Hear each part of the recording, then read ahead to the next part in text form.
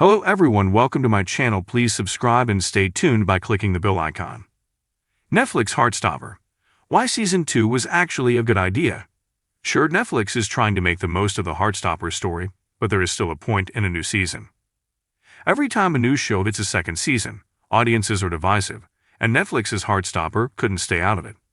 As often happens in these situations, both sides are right to a certain extent. For those who prefer to keep the story as is and criticize the studios for trying to stretch it to a new season, these kinds of decisions are taken based on numbers and return on investment in mind, which is not a bad thing per se, as Hollywood is an industry after all. For those who want to see their favorite characters return, most franchises can tolerate a new season as long as quality is behind it.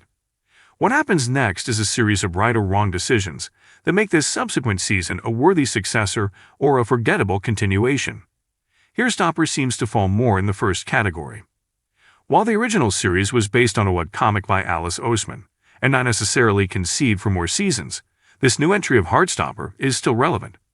The show is a fresh take on preteen/teen high school comedic dramas, with an emphasis on diversity and a feel-good tone that doesn't avoid conflict, but portrays it in a positive and didactic way.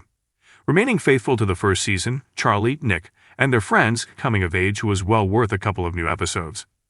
It would be wrong to say that Heartstopper's novelty comes from the originality of the story. The show is a typical teenage dramatic comedy that doesn't force itself to be more than that.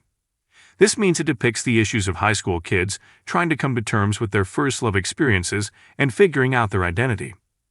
Yet, Heartstopper's charm lies in its heartwarming and light manner that is not always there in LGBTQ+ content. Viewers are used to seeing these kinds of shows and movies emphasizing more on the sexuality of the protagonists, deeming most of it to be PG-13 or PG classification in the best-case scenario. Oseman's brainchild, while acknowledging the subject in a very subtle and intelligent way, stresses the love aspect of the show.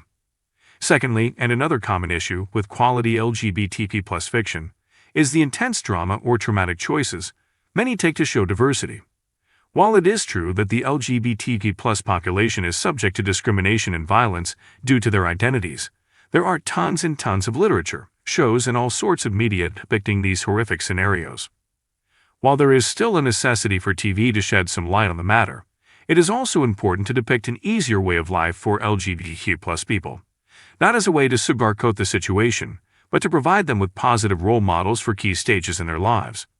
This ultimately builds their confidence, even when facing problematic situations, and balances an ever-growing collection of uneventful traditional rom-coms where the boy meets the girl to can end up together.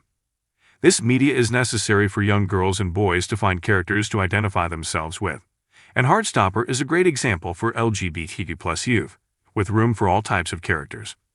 Last but not least, in introducing the title's idea, Heartstopper's light-hearted fun from the first season established a solid basis for a new one. Circling back to the introduction, well-written characters usually have a life of their own, and their actions in new scenarios are plausible as long as these situations are believable as well. The second does, however, offer some changes from the previous one that relates to these ideas.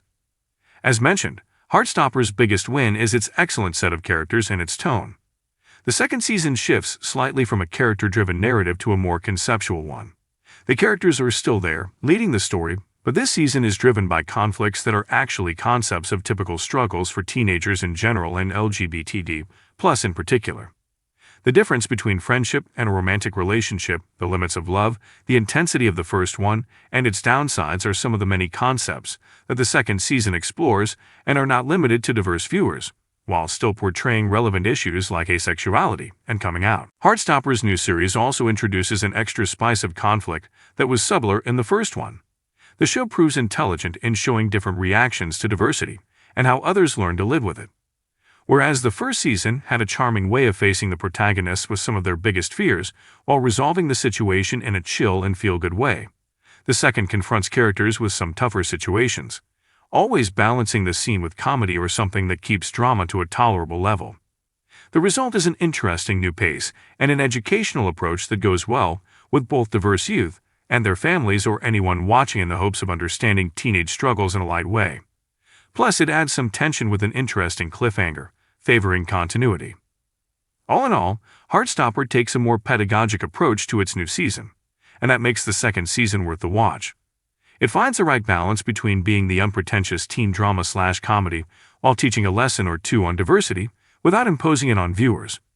Giving these characters continuity with powerful messages breathes new life into the show and revalidates it. It wouldn't be surprising if the writing were still solid by Season 3. If you liked the video, don't forget to like, comment, and share.